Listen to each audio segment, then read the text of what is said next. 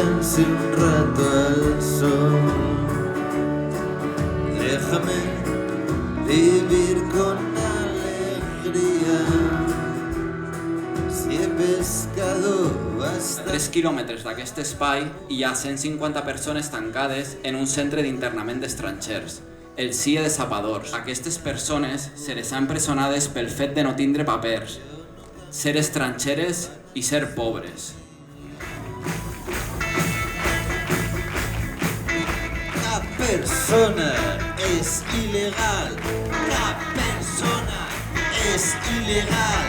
Cap persona es ilegal. Cap persona. La verdad que exista un CIE aquí al lado de nuestra casa es una puta vergüenza.